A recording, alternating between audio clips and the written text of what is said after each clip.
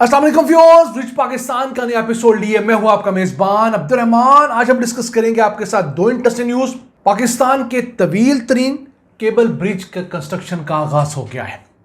ये पाकिस्तान का सबसे खूबसूरत ब्रिज भी होगा जो दरिया रावी के ऊपर 2.5 किलोमीटर की लेंथ के ऊपर बनना शुरू हुआ है। ये किन इलाकों को जोड़ेगा, कितने अरब रुपए की लागत आएगी और किस तरह दरिया रावी को इंग्लैंड के अंदर मौजूद टेम्स रिवर की तरह बेहतर बनाया जा रहा है, चैनलाइज किया जा रहा है, ये चीज़ें आपके साथ मोटी मोटी डिस्कस करेंगे। जबकि आज की दूसरी खबर, हुकूमत बलूचिस्तान ने सूबे में मिनरल्स एंड माइंस को सनत का दर्जा दे दिया है। एक बड़ी डेवलपमेंट है। जो लोग भी कान कनी के अंदर इन्वेस्ट किए हुए हैं अब उन्हें सनतों वाली सहूलियात मिलेंगी, सस्ते कर्जे मिलेंगे, डेवलपमेंट हो सकेगी। ये खबर प्रोग्राम के दूसरे हिस्से में डिस्कस करेंगे और आपको बताएंगे कि किस तरह ये स्टेप बलूचिस्तान में मौजूद 2 से 3 ट्रिलियन डॉलर्स के मादनी ज़खायर को टैप करने की जानब एक बड़ा कदम है। लेकिन पहले चलते हैं आज की सबसे अहम खबर की तरफ। पाकिस्तान के सबसे तवील केबल स्टेट ब्रिज की तामीर का आगाज़ हो गया है। ये पाकिस्तान का सबसे खूबसूरत पुल भी होगा, इसी वजह से इसको आइकॉनिक लैंडमार्क ब्रिज का नाम भी दिया गया है। इसे रूडा ने इब्तदाई तौर पर कंस्ट्रक्ट करना शुरू किया है।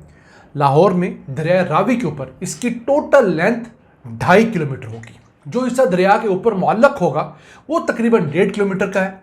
इसके अलावा 500 मीटर एक तरफ और 500 मीटर दूसरी तरफ ये इसको अप्रोचेस के लिए इस तरह इसकी 2.5 किलोमीटर की लेंथ होगी।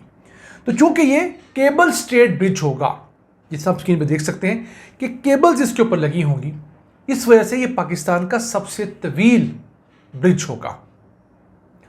इससे पहले जो पाकिस्तान में सबसे तवील ब्रिज इस वक्त केबल स्टेट है वो दरिया झेलम के ऊपर है, आज़ाद कश्मीर के अंदर, जिसका नाम है नलोची ब्रिज, और वो 474 मीटर का है। 2014 के अंदर उसे जापान की मदद से तामीर किया गया था। अब ये वाला जो है उससे चौड़ाई में भी बड़ा होगा, लंबाई में भी।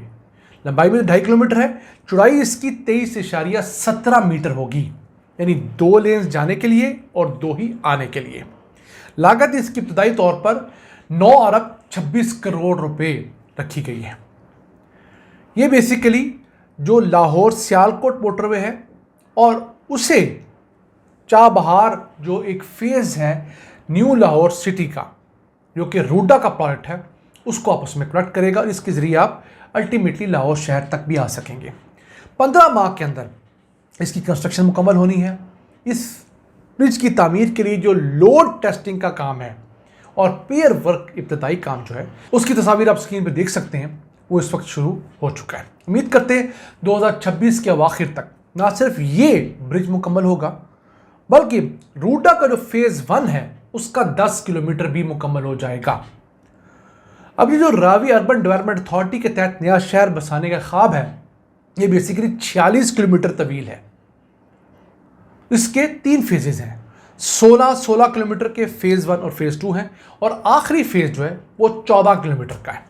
इस वक्त फेज़ 1 के ऊपर काम हो रहा है, यानी 16 किलोमीटर का जो फेज़ 1 है उसमें से पैकेज 1 जो 3 किलोमीटर का है वो मुकम्मल हो गया है, बाकी के ऊपर काम जारी व सारी है। अब दरियाए रावी को जो पक्का किया जा रहा है, गहरा किया जा रहा है, इसके साथ साथ ये पुल जो बनाया गया है तो 5,86,000 क्यूसिक पानी भी एक टाइम पे बासानी इसमें से गुजर सकता है। ये इतना पानी है जो गुज़िश्ता 100 सालों के दौरान भी दरिया रावी में नहीं आया। दरिया रावी में 5 लाख क्यूसिक तक का आखिरी सबसे बड़ा रेला आया था 1985 में कहा जाता है। उसके बाद इतना बड़ा रेला नहीं है। अभी इस साल जो रेला आया था वो मुश्किल 2,50,000 2,60,000 क्यूसिक का था और उसने तबाही इस वजह से मचाई कि लोगों ने अपने घर जो हैं वो दरिया रावी के पेट में बना रखे थे। कॉलोनीज दरिया रावी के पेट में आ गई थी। अब चूंकि दरिया रावी को चौड़ा किया जा रहा है, पूरा 1 किलोमीटर गहरा भी किया जा रहा है और इसके पेट में किसी किस्म की आबादी नहीं होगी तो बासानी इतना पानी गुजर सकेगा। याद रहे, पाकिस्तान के अंदर जो सबसे बड़ा ब्रिज बन रहा है वो सूबा सिंध के अंदर दरिया सिंध पे बनाया जा रहा है, जो कि 12.5 किलोमीटर तवील है। वो घोटकी को कनकोट से जोड़ेगा और 2028 में उसकी कंप्लीशन है। वो रूटीन का ब्रिज है। ये केबल स्टेट ब्रिज है जिसके अंदर ऊपर केबल्स लगी होती हैं। केबल ने भी इसका वजन उठाया होता है। आइए चलते हैं आज की दूसरी अहम खबर की तरफ। सूबे बलूचिस्तान ने सूबे के अंदर मौजूद जो मादनियात हैं, जो मिनरल्स माइंस हैं, उनको अब सनत का दर्जा दे दिया है। यानी बतौर इंडस्ट्री उन्हें ट्रीट किया जाएगा। जितनी कानें हैं, जितने कान कौन है, वो सारे इंडस्ट्रियल वर्कर कंसीडर होंगे। इसका फ़ायदा क्या होगा? इस सेक्टर को बैंकों से आसान शराइत पर कर्जा मिल सकेगा, इंडस्ट्रियल फाइनेंसिंग हो सकेगी। यानी कि इंडस्ट्री के लिए जो मुख्तलिफ फाइनेंसिंग की स्कीम्स आती हैं जिसमें कम शरह सूद होता है, लंबे अरसे पर सूद डिवाइड होता है, वो इनको सहूलियत मिल सकेंगी। मुख्तलिफ टैक्स ब्रेक्स जो होती हैं, टैक्सेस की छूट बाकी इंडस्ट्री को मिलती है, इनको मिलेगी। फिर बाहर से मशीन इंपोर्ट करने के लिए जो ड्यूटी एग्जेम्पशंस होती हैं वो मिलेंगी।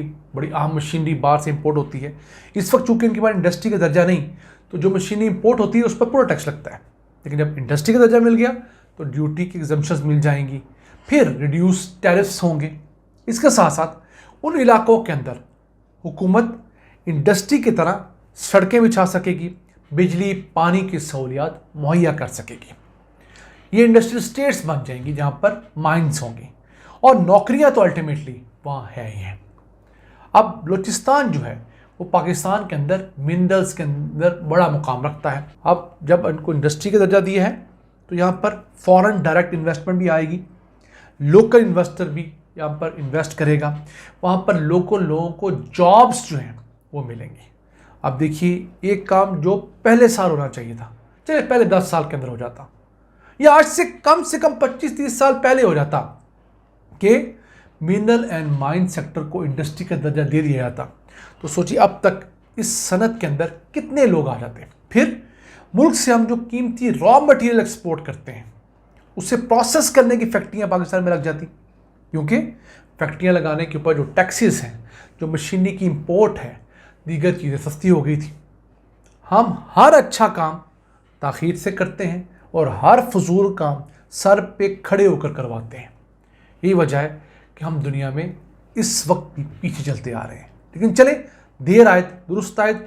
इन अल्फाज के साथ अपने मेज़बान अब्दुल रहमान को इजाज़त दीजिए। अल्लाह ने के बाद।